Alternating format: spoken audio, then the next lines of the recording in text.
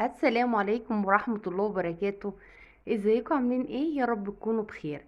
اللهم صل وسلم وبارك على سيدنا محمد عليه الصلاة وافضل السلام. كل سنة وانتم طيبين يا جماعة. النهاردة بقى ان شاء الله هنعمل مع بعض كده ايه؟ اولى تفريزات الشهر الكريم. زي ما انتوا شايفين، انا عملت برجر، وعملت كمان بطاطس فريسكس، وعملت كمان هنا كفتة الفراخ المحشية عملناها مع بعض هنا على القناة قبل كده. وكمان كنت جايبة سبانخ، انا مش هفرز كله يعني مرة واحدة. انا هعملها كده على عدة حلقات. زي ما انتوا شايفين الحاجة بتتكلم عن نفسها، بسم الله ما شاء الله. كفاية ان هي معمولة في البيت وبخامات بسيطة جدا جدا جدا، ومش هتكلف معاكي يعني مش هتاخد من الميزانية كتير ولا اي حاجة. والحاجات دي كمان طبعا احنا هنحتاجها في رمضان. ممكن كده وجبة خفيفة على الفطار جنب مكرونة، سندوتشات، عاوزة مثلا تخليها للسحور براحتك خالص. لكن معظم اولادنا بيحبوا الحاجات ديت لان احنا بنحب الخضار اكتر. فعندنا اولادنا بيحبوا البرجر، البانيه، الحاجات ديت. بس احنا هنعملها ان شاء الله باقل تكلفه. اول حاجه هنبدا بيها كده البرجر. معايا نص كيلو لحمه، معايا بصلايه كده متوسطه، وقطعه كده صغيره من الفلفل الاحمر، وعودين بقدونس. ومعايا هنا كمان البهار، فلفل اسود، معايا بابريكا، معايا ملح، معايا قرفه، معايا توم باودر وبصل باودر، وكمان معلقه صغيره بيكنج باودر. ودول كده نص كوبايه من البقسماط الناعم او فول الصويا المطحون. والبرجر احنا عملناه مع بعض يعني هنا في القناه مرتين، مره بالفراخ ومره باللحمه، ودي المره الثالثه في التفريزات. بس المره دي بقى هعمله محشي جبنه. جبت الكبة بتاعتي كده. اول حاجة بدأت بيها نزلت بالبصل، وبعدين نزلت بالفلفل بقى وضربتهم كده كويس ضربة حلوة، الفلفل والبصل والبقدونس. بعد ما فرمتهم كويس جدا رجعت كده تاني حطيت الصويا بتاعتي، نزلت بالصويا ونزلت بالبهار زي ما انتوا شايفين. طبعا الصويا انا طحناها او البقسماط طبعا بيكون مطحون، اي شيء هتشتغلي بيه يكون مطحون. معاكي هنا كمان نص كيلو اللحمة انا نزلت بيه فوق البصل اللي احنا طحناه والبهار، وزي ما انت شايفة خدتهم كده وش كده جامد في الكبة لحد ما بقى ناعم جدا جدا جدا وسهل التشكيل. بصي ناعمه ازاي، العجينه ناعمه جدا جدا. ودي الجبنه بتاعتي، كان عندي نص كيس كده جبنه موتزاريلا صغير، وكمان كان عندي بشر رومي بشتريه كده بالكيلو. ده احشي بيه دلوقتي. ومعايا هنا دي اكياس التلاجة اللي انا قطعتها برضو معاكم قبل كده، اللي هنحفظ فيها البرجر بتاعنا زي ما انت شايفه. هنبدأ بقى كده نجيب الآلة اللي احنا هنعمل بيها البرجر، او اللي بيشكل يعني الأدوات اللي بنشكل بيها. هي الماكينة ديت انا شارياها اصلا ايام ما كانت رخيصة شوية، كانت ب30 جنيه. معايا هنا معلقتين زيت. هحط بقى الكيس كده على القاعدة بتاعة البرجر، واخد كده القطعة اللي انا محتاجاها. شوفي الحجم اللي انت تحبيه ايه، عاوزة البرجراية كبيرة، عايزاها صغيرة، عايزاها متوسطة. باخدها كده وابططها على ايدي واعمل لها فجوة، واحشيها زي ما انت شايفة كده الجبنة، وابدأ اقفل عليها كده كويس. اعملها بقجة كده واقفل عليها، هي تتقفل معاكي بكل سهولة خالص خالص خالص، بس بالراحة وانت شغالة. يا ايدك تكون مبلولة مية يا تكون مدهونة زيت. انا عملتها بقجة كده مدورة وحطيتها كده فوق الكيس التلاجة، وقفلت الجزء التاني من الكيس. انا قاسمة الكيس اتنين.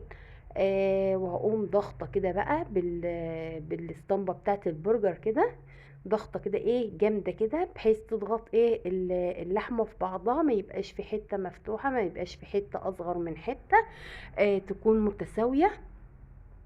بصي بقى البرجرايه طالعه عامله ازاي، ولا افخم مصنع ولا افخم حد هيديكي كورسات ويقولك المصنعات تعالي واعلمك وياخد منك ال1000 جنيه وبرضه مش هتطلعوها بالشكل ده.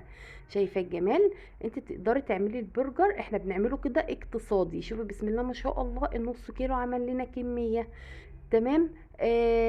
انت لو رايحه تشتري الكلام ده كله هتدفعي يعني ايه دم قلبك، ومش هيبقى بالنظافه ولا بالجمال اللي انت شايفاه ده. ده البرجر الاقتصادي. لو حابه تعملي برجر بلحم صافي، مفيش اي مشكله. هتجيبي النص كيلو اللحمه وتحط عليه البهارات اللي احنا حطيناها دي، وتديله خلطه كده في الكبه بحيث ما يتفكش منك في التحمير بس. وتبدأي تشتغلي بالشكل بتاع البرجر وتشيليه في التلاجة في الفريزر عادي خالص. بس احنا بنعمل طريقة اقتصادية للبرجر. هنيجي هنا بقى ايه لكفتة الفراخ الجميلة اللي انا بعشقها. برضو هنجيب بصلية كده صغننة، وعود بقدونس، ومعايا توم باودر، بصل باودر، بهار فراخ، بابريكا، فلفل اسود، ملح. اي بهار جميل ريحته حلوة حطي. بسم الله ما شاء الله تبارك الله. انا هستخدم نص كيلو بانيه بيطلع برضو كمية محترمة.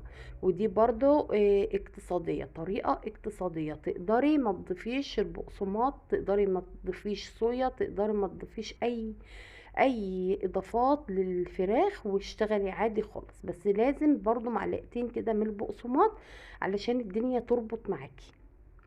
تمام. انا دلوقتي لما فرمت البصلة رجعت نزلت كده بالصدور، ونزلت عليها برضو بالبقسماط، كوباية الا ربع بقسماط ناعم، وكمان نص كوباية مية هنزل بيها كده على الخليط. ما تخافيش، البقسماط هيشرب المية هيسحبها خالص وهيمسك الفراخ. زي ما انت شفتي طلعت معايا عجينة كده بسم الله ما شاء الله، برضو جميلة وناعمة طرية. وكفايه ان هي برضو معموله في البيت ونضيفه، وانت ضامنه انت عامله ايه بايدك. برضو نفس الحركه اللي عملناها في البرجر، ندهن ايدينا زيت او ميه ونبدا برضو ناخد دايره كده. ناخد كرة كده من العجين ونجوفها، وننزل كمان بالحشو. لو حابه تحشيها بسطرمه، حابه تحشي موتزاريلا، بس حابه ما تحشيهاش خالص عادي، هتبقى معاكي كفته برضو. كفتة فراخ عادية خالص، وتنفع تتشوى كمان على الفحم، هتبقى معاكي هايلة لانها طرية وجميلة. خدتها كده كورتها كده ما بين ايدي زي ما انت شايفة. تقدري تعملي الشكل ده وتبقى معاكي كده. شوفي بتلم على بعضها ازاي، كان في حتة اتفتحت من الجنب لمت على طول. يعني ايه حاولي تظبطي كده بالراحة خالص. العجينة جميلة وسلسة في ايدي. عاوزة تخليها قراص كده مدورة عادي مفيش مشكلة. حابة تعمليها الكفتة الصوابع اللي احنا عملناها قبل كده برضو براحتك. وده كان ليه فيديو برضو لوحده. كان اسمها الفيديو ده اسمه الكفتة التركي، او سموها كوردون بلو كداب، براحتك خالص. بس هي طريقة سهلة وجميلة واقتصادية جدا جدا وموفرة. طبعا كيلو البانيه النهاردة ب225 جنيه. فاللي مش هيقدر يجيب كيلو بانيه صحيح، هيجيب نص بانيه بس ويعمل الوصفة اللي انا بعملها ديت، هتديله كيلو على طول. نص كيلو البانيه هيطلع له كيلو.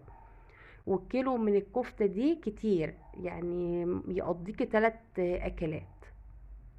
ده انت كمان لو هتعملها سندوتشات هيقضيكي 3 اكلات. احنا 4 افراد، وبقولك ده بيكفيني 3 مرات. زي ما انت شايفة الصباع كده جميل، ولما بتتحمر كده يا جماعة يا جمالها يا حلاوتها. بس انا للأسف كان في جزء من الفيديو كبير اتقطع، كنت بعمل فيه البطاطس الفريسكس وكنت بقطع فيه السبانخ. للأسف اتقطع مني. بس انا كنت عاملة فيديو للحاجات دي قبل كده، وهسيب لكم اللينكات تقدروا ترجعوا لها وتشوفوا الوصفة. البرجر بقى اللي انا عملته كنت سبته كده تشمع. هبدأ بقى اخده كده اعبيه في الاكياس بتاعتي. انا طلع معايا كيلو و100 جرام برجر. هاخده كده بقى ايه واقسمه في طبقين على قد استخدامي. حابة انت تستخدميه مرة واحدة وتحطيه في طبق واحد براحتك، بس شايفة الجمال وشايفة النظافة وحاجة من صنع ايديكي وسهلة ومش مكلفة. يعني احنا ما استخدمناش اي حاجة في التفريزات دي غير نص مفروم ونص بانيه. ودي كمان البطاطس الفريسكاس انا كنت عملتها بباقي الخلطة اللي انا كنت انا تبلت بيها الفراخ، اللي هي الدقيق والبقسماط. كان فاض دقيق وبقسماط من تغليف كفتة الفراخ، مرمتهاش وعملت منها البطاطس الفريسكاس. انا بس بقطعها وبديها سلقة كده لمدة 10 دقايق بالظبط، وبعد كده باخدها احط عليها الخليط اللي هو السايل، وبعد كده انزلها في دقيق وانفضها وافرشها كده على اي شبكة، واسيبها تتشمع، وبعد كده اغلفها زي ما انتوا شايفين. يا رب كده الفيديو يكون عجبكم واستفدتوا منه. وما تنسوش بقى اللايك والشير والاشتراك علشان يوصلك كل جديد. والسلام عليكم ورحمة الله وبركاته.